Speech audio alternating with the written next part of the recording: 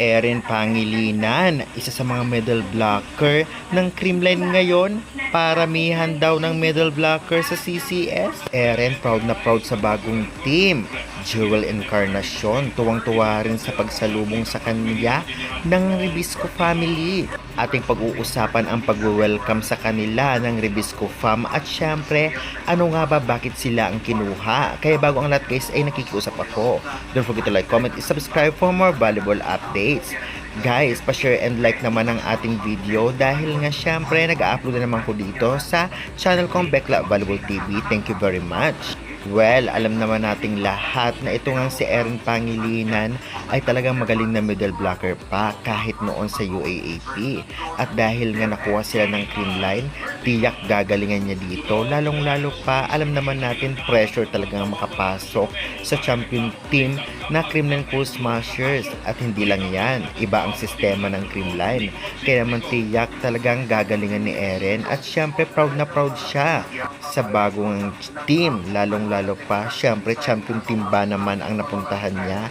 May ilang basher din na nagsasabing paramihan daw ng medal blocker, lalong-lalo pa sa Creamline na maraming medal blocker. Ano daw kaya ang gagawin dito ni Erin kung sakali? Ganun pa man, dead man na lamang sa bashers itong si Erin at ang Creamline. Samantalang sa Chocomucho naman tayo. Well, napunta naman sa Chocomucho itong si Encarnacion na alam naman nating lalo magpapalakas dito sa CMFT.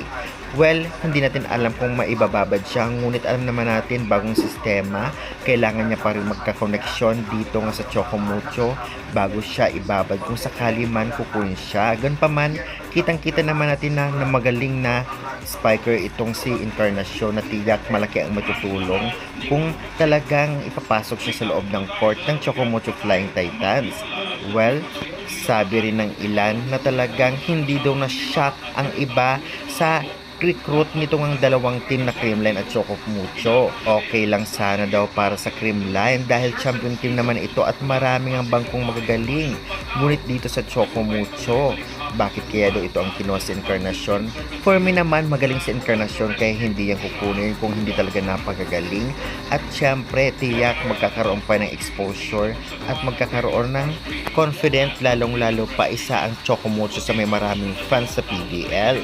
Kaya guys, anong say nyo dito sa dalawang recruit ng Creamline at Chocomucho? Makakatulong kaya sila talaga sa team? Pa-comment, pa-subscribe naman for more valuable updates. Maraming salamat.